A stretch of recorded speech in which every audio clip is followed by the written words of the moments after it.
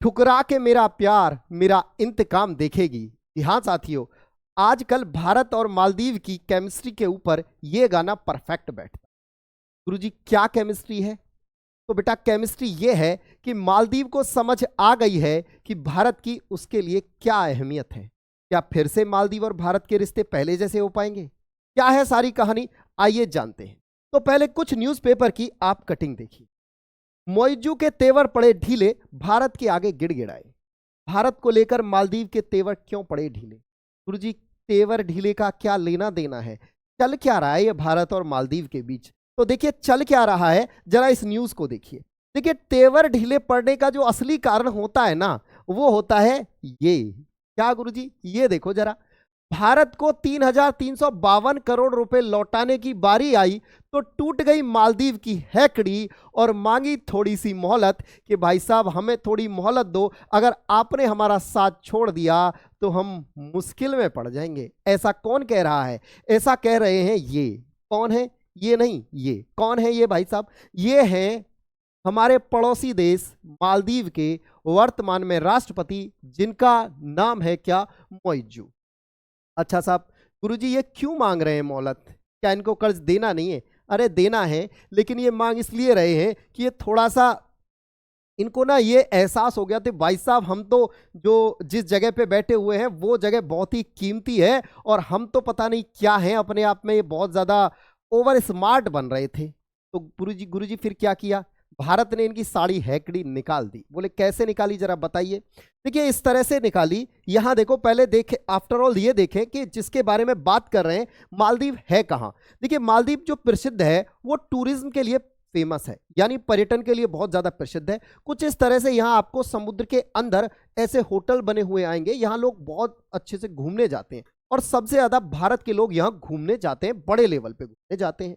अच्छा, अब है कहां ये? अगर इसकी लोकेशन की बात करें तो देखो, अगर मैं मालदीव की लोकेशन की बात करूं तो ये रहा आपका भारत। जब आप दक्षिण भारत में, भारत के इधर आपके वेस्ट की तरफ है अरब सागर और ईस्ट की तरफ है बंगाल की खाड़ी, तो इधर अरब सागर में यहां भारत को एक आइलैंड आपको दिखाई दे रहे होंगे।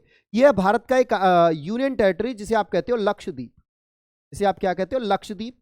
लक्षद्वीप के जब आप नीचे आओगे तो यहां कुछ आइलैंड आपको दिखाई दे रहे होंगे। यही आइलैंडों से मिलकर, छोटू छोटू से आइलैंडों से मिलकर बनता है ये पूरा का पूरा कंट्री, जिसका नाम है मालदीव। इसकी राजधानी है माले, करेंसी है रुपया।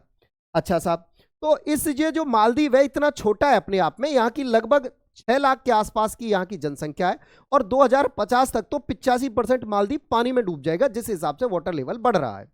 अब कहानी क्या है उस पे आते हैं।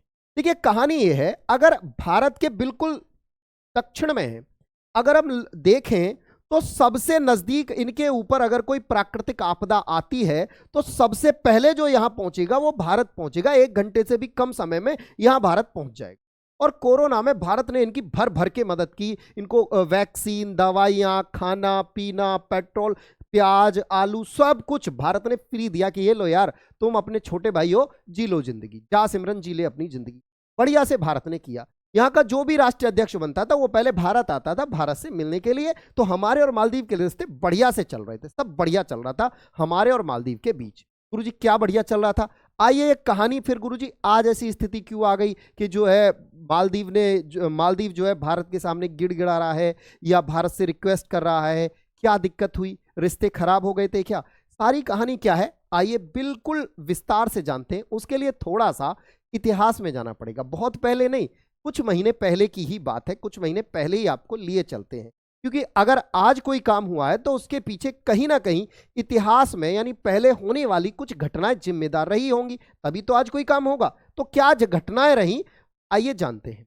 देखिए अगर मैं यहां बात करूं तो ये जो आपको सामने दिखाई दे रहे हैं, इनका नाम है सोलेह। सोलेह इनका नाम है। ये मालदीव के पूर्व राष्ट्रपति हैं। ये भारत के साथ मित्रवत व्यवहार रखते थे, बढ़िया से भारत की मानते थे, बढ़िया से सब चल रहा था दोनों के बीच में। अब गड़बड़ कहां हुई?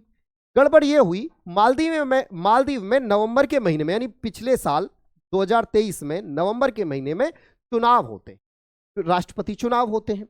चुनाव होते हैं तो उसके बाद होता क्या? अगर हम मालदीव की तरफ देखें, एक बार यहां देखें कि मालदीव में को हम क्या क्या देते हैं, तो टूरिज्म देखो, 2018 में मालदीव में 90,470 भारतीय घूमने गए।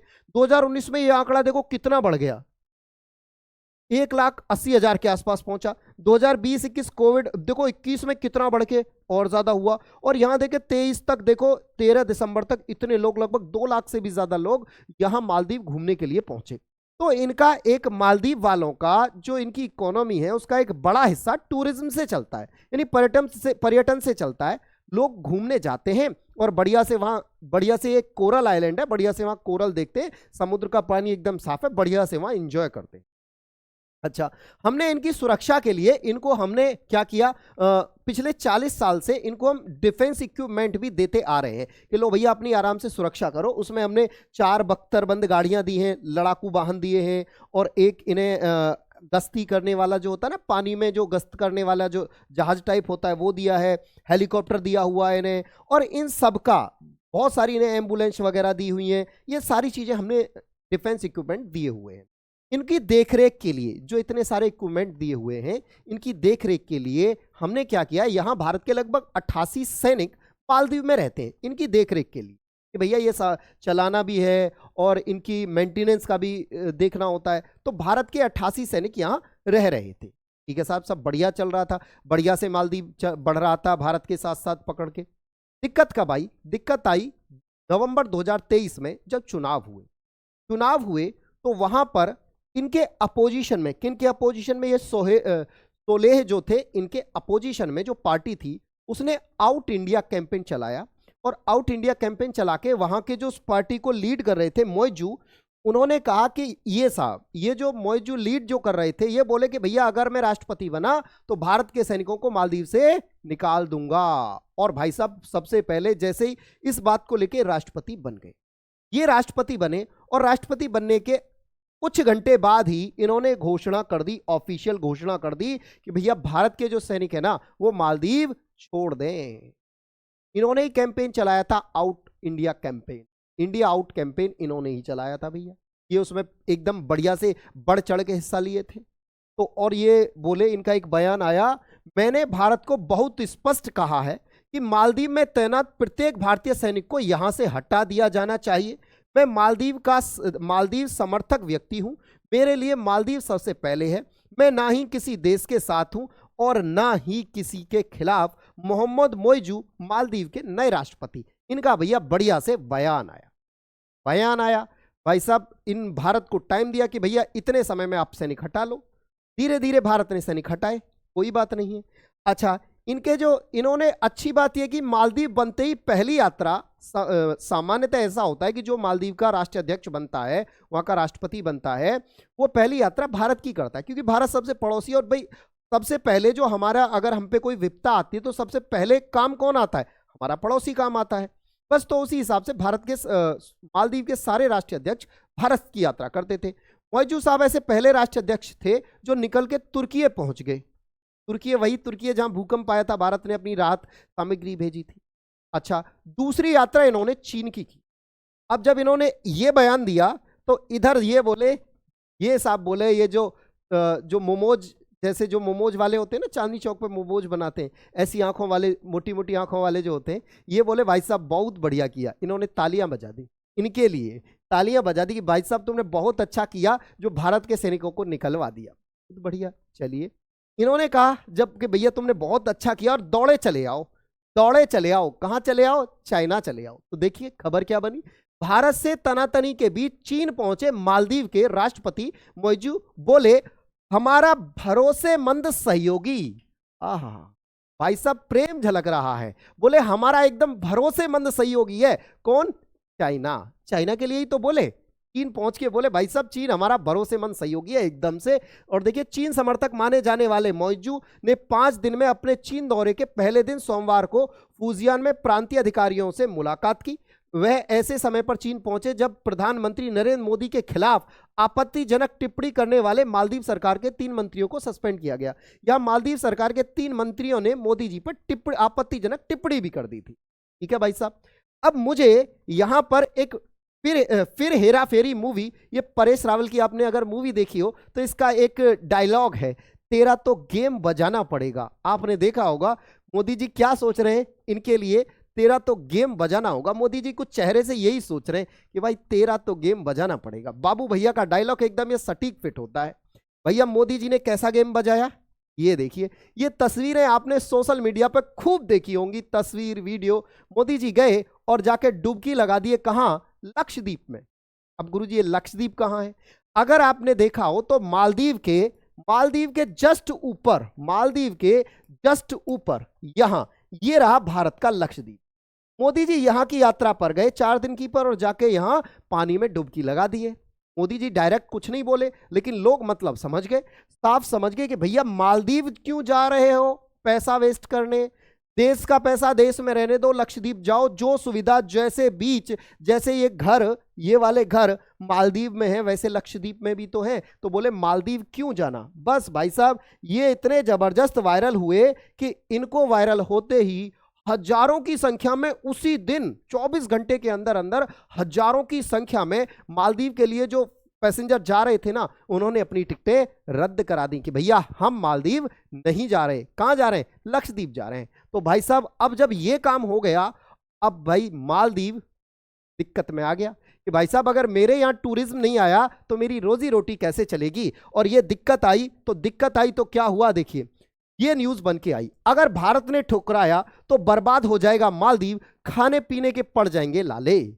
और चीन तो यही चाहता है कि देश बर्बाद हो, मैं उसे कर्जा दूं, कर्जा देके वो मेरा पपेट बन जाए, एकदम से मैं उसे पूरे के ऊपर कब्जा कर लूं। यही हाल श्रीलंका का हुआ, बांग्लादेश का हुआ, और बहुत सारे देशों का चीन ने यही हाल किया है। इवन श्रीलंका से तो उनका एक पोर्ट हम्बन टोटा पूरा 99 साल के लिए ले लिया है।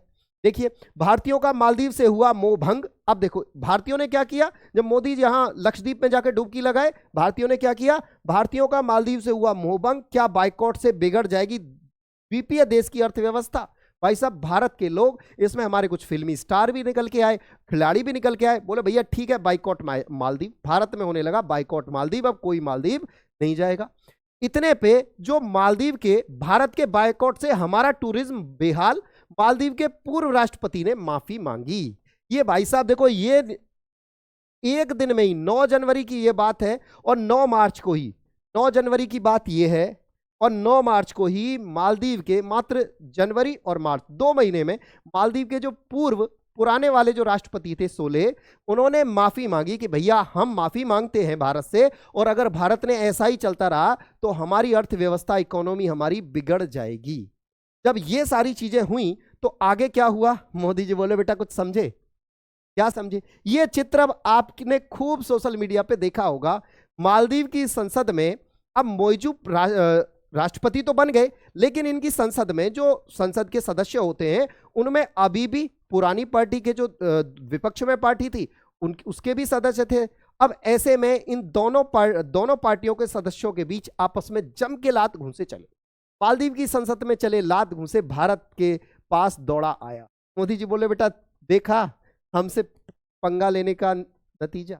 बस भाई फिर क्या हुआ, ये लात घूंसे का फोटो वीडियो वायरल, खूब सोशल मीडिया पे जम के वायरल हुआ। अब क्या हुआ, अब ये हुआ कि भाई साहब इतने दिन बाद जब मौजू को याद आई कि अरे हमारे ऊपर तो यार भारत का कर्जा भी है, अभी तो हमें कर्जा भी देना है। बस भाई साहब कर्जे की याद आई, अब कहां से दे भैया कर्जा। कर्जे की याद आई तो बोले भाई साहब हमसे गलती हो गई, माफ कर दो। देखिए मालदीव के राष्ट्रपति मोहम्मद मौजू के तेवर पड़े ढीले, भारत का कर्ज चुकाने की आई बारी तो मांगने लगे राहत। बोले भाई साहब थोड़ी सी राहत दे दो मोदी जी, मोहलियत दे दो। अच्छा साहब ये देखिए कितना पैसा देना है भैया, इनके पास जो हमारा कर्जा है ना वो भारत को 3,352 करोड़ लौटाने, इतने पैसे तो लौटाने। ये कर्जा टोटल नहीं है, टोटल कितना है बताऊंगा। इतने पैसे की तो किस्त देनी है, यानी जो भारत ने इन्हें लोन दिया है ना उसकी किस्त इनको इतनी देनी है। अब भाई साहब ये बोले मौजू बोले, राष्ट्रपति मौजू ने कहा भैया अगर आपने हमारा साथ छोड़ दिया ना तो हमारी मुश्किलें बढ़ जाएंगी, इसलिए ना छोड़ो साथ, हमारी मुश्किलें बढ़ जाएंगी, ऐसा ये कहने लगे। भारत ने दिखाई दरियादिली, भाई बड़ा भाई है, बड़े भाई को हमेशा दरियादिली दिखानी होती है। बच्चे कुछ गलती कर जाएं तो बड़ों को क्या है, चलो यार माफ किया है ना, बच्चा ही है अपने सामने। 6 लाख की जनसंख्या का देश यार, 6 लाख की जनसंख्या तो हमारे यहाँ छोटे मोटे शहरों में होती है, इतनों को तो हम जनगणना में भूल जाते हैं, है ना। तो ये बोले चलो यार तुमने गलती की है, चलो छोड़ो कोई बात नहीं। तो भारत ने दरियादिली दिखाते हुए अब देखो कर्ज कितना है भैया, मालदीव पर अब तक है ना 400.9 मिलियन अमेरिकी डॉलर का कर्ज है। लगभग अगर भारतीय रुपयों में उसे कैलकुलेट करूं तो 35 अरब रुपए का कर्ज वर्तमान में मालदीव पर है भारत का। अब उस कर्ज की एक किस्त थी जो 3,352 करोड़ रुपए की थी, वो चुकानी थी मालदीव को। ठीक है, तो बस भाई साहब हेकड़ी निकल गई। हेकड़ी निकल गई तो भैया यहां अगर बात करें तो मौजू ने पिछले मतलब जैसे ही बना, पिछले साल ये बने, तो चीन समर्थक है ये, और इन्होंने भैया कहा कि भाई साहब भारत अपने सैनिकों को बुला लो। यहां भारत के 88 सैनिक रहते हैं, जो मैंने बताया, जो डिफेंस के इक्विपमेंट हैं उनके किसके लिए, मेंटेनेंस के लिए। ठीक है, ये यहाँ पे सैनिक रहते हैं। फिर बाद में हालांकि भारत के सैनिक आ गए, लेकिन सैनिकों की जगह मतलब सैनिक ही रहेंगे, बस वो वर्दी नहीं पहनेंगे, आम नागरिकों की तरह रहेंगे, बस ये बाद में डील हुई थी, इस पे सहमति बनी थी। अच्छा, फिर भारत ने दरिया दिली दिखाई। देखिए ये न्यूज आती है, ये न्यूज आती है 5 अप्रैल को न्यूज आती है, भारत की दरिया दिली, मालदीव के साथ चल रहा तनाव, फिर भी पहुंचाया आलू चावल प्याज। भारत बोला यार तुम्हें भूखा मरते हुए हम देख नहीं सकते, क्योंकि हमारी जो नीति है ना वो वसुधैव कुटुंबकम वाली है, यानी पूरा विश्व हमारा परिवार है। अब अपने परिवार को यार भूखा थोड़ी ना मरते देखेंगे, तो बोले चलो यार तुम्हें हम आलू प्याज और चावल ये सारी चीजें पहुंचा देंगे, दवाई वगैरह। बोले ठीक है। अब भाई साहब जब ये किया तो 6 तारीख को, 6 अप्रैल को यानी कल को, इनके विदेश मंत्री निकल के आए, जिनका नाम है क्या, मूसा जमीर। मूसा जमीर बोले, इन्होंने भारत का आभार जताया, बोले भाई साहब आपका बहुत बहुत धन्यवाद, बहुत बहुत आभारी हैं हम आपके कि आपने हमारे लिए इतना सोचा। जयशंकर साहब निकल के आए, बोले यार देखो हम तो तुम्हारे लिए पहले से ही सोचते आए हैं, तुम ही फालतू में कूद कूद के बाहर जा रहे थे बार बार, हम तो कह रहे थे बेटा आ जाओ, लेकिन तुम ही बार बार कूद रहे थे, अब देख लो खाली ना मुंह की। अच्छा साहब, फिर इन्होंने जो मूसा जमीर जो थे, फिर इन्होंने एक ट्वीट भी किया, और ट्वीट करके जयशंकर साहब को और भारत सरकार को भर भर के बधाइयां भेजी, भर भर के इनका धन्यवाद किया। तो ये थी कहानी। अब आप इस कहानी के सार से क्या समझे? कुल मिला के जमा बात यह है भैया, अंतरराष्ट्रीय मुद्दों पर कोई किसी का नहीं है, तो फिर किसका है? सर जी पैसे का है। जिसके पास पैसा है वही सबसे बड़ा हितैषी होता है। मेरे पास पैसा है तो मैं सबसे बड़ा हितैषी, आपके पास पैसा है तो आप सबसे बड़े। ऐसे ही मालदीव का है भैया, जो इनको पैसे देगा, चीन पैसे देगा, चीन के हितैषी, चीन इनका हितैषी, भारत इनको पैसे देगा, भारत इनका हितैषी, तो ये तो उसी के साथ हो लेंगे। तो कुल जमा बात ये है कि भैया पाप बढ़ाना भैया सबसे बड़ा रुपया। तो आप इस बारे में क्या सोचते हो? अपनी कमेंट हमारे कमेंट बॉक्स में कमेंट करके जरूर बताएं। अगली ऐसी इंटरेस्टिंग वीडियो के लिए बने रहिए हमारे साथ, तब तक के लिए धन्यवाद।